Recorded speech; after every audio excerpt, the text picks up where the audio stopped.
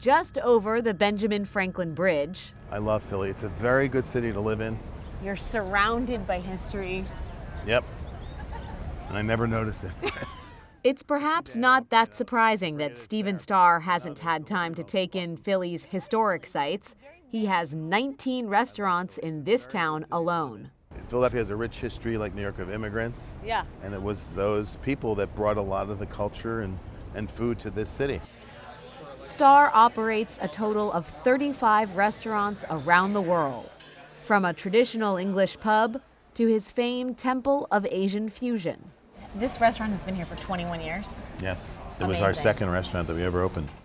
Budokan, which opened here in 1998, features a 12-foot golden statue and crowd favorites, including edamame dumplings, an Asian Caesar salad, and tuna tartare spring rolls.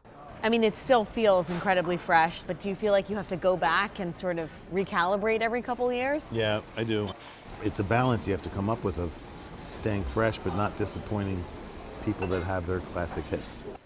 Starr's empire is well established at this point, but when he first went into the business, he had almost no experience. But what I always had, I was like an A&R guy at a record company. I recognized talent. I knew it inside. It just was something that I felt. I knew when something would be popular with my guests. I just knew it. I could smell it, I could taste it. Early on, his passions were music and comedy. Starting at 20, he opened a series of comedy and music clubs, attracting acts that would dominate popular culture. What from that world do you carry with you today? What I learned was the show, right? I produced shows. So whether they be Joni Mitchell with an acoustic guitar and a dulcimer, or Kiss with makeup and things exploding. All of it was a show. His first foray into food was the Continental Restaurant and Martini Bar. 1995 I opened this, and I had just sold my concert business a couple years before and really didn't know what to do. And then a movie called Swingers came out.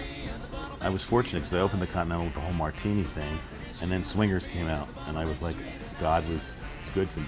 Right? And then everyone wanted to drink martinis, and everyone wanted to be Vince Vaughn. The ladies? The ladies. It was like Sodom and Gomorrah here. People were passing out every night. Young girls, heads on the table like this. Oh, no. Because they didn't know how to drink them. To the point, one night I said, I'm selling it. I can't do this. I felt like I was like bringing crack to America. But Starr eventually found his way. By 2001, he was in the big leagues, bringing Japan's Iron Chef, Masaharu Morimoto, to the U.S. 5 years later, the former club owner took his act to Broadway, the Big Apple. As much as you have hometown pride, you've also said you really wanted to make it big in New York and that it mattered. Why is that?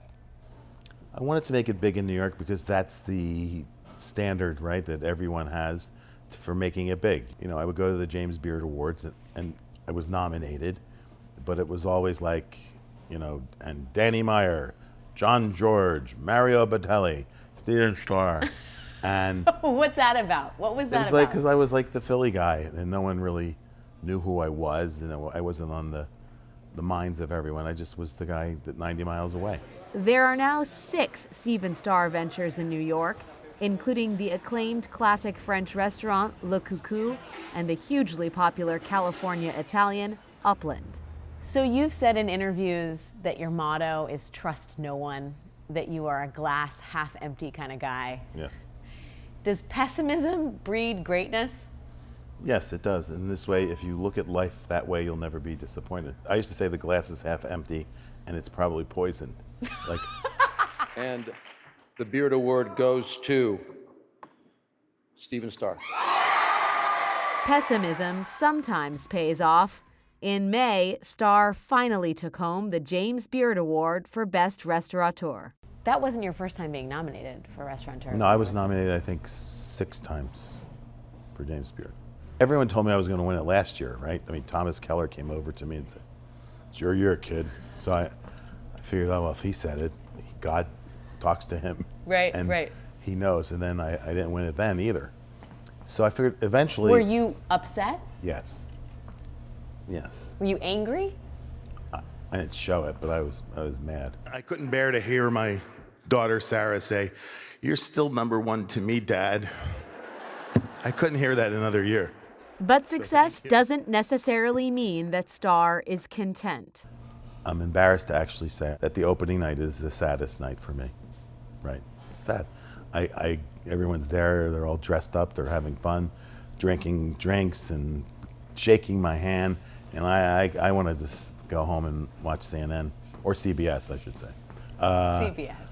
I just want to get away from everybody on opening night. There's a sadness there.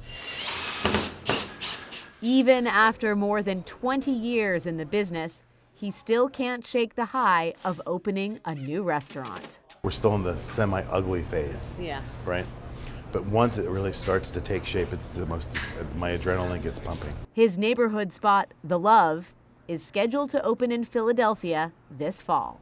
So is that a nod to the city of brotherly love? What is The Love about? To me, it's a nod to Barry White, like The Love. But Amy Alexi, who's my partner in this, it was her idea, this name. And I think it's about the love of the food, the product, all these things. It's a little strange, the name, right? But Yeah. the more you say it, the more I want to say it. I want to say The Love. Like, Yeah. where are you going tonight? The Love. Where is the love? Right here. Where is the love? Right here.